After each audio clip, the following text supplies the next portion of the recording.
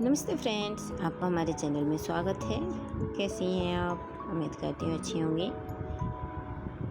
Sweater आप अगर बनाती हैं तो उसके लिए आपको आज के इस वीडियो में काफ़ी अच्छे नीटिंग के डिज़ाइंस देखने को मिल जाएंगे कि आप जाली वाले डिज़ाइंस अगर बनाना चाहती हैं तो किस किस तरह के बना सकती हैं। इस तरह के जो डिज़ाइंस होते हैं आप कार्डिगन में बना सकती हैं, बच्चों के स्वेटर में बना सकती हैं और साथ ही अगर जेंट्स स्वेटर बना रही हैं तो उसमें भी इस तरह के डिज़ाइंस बना सकती हैं।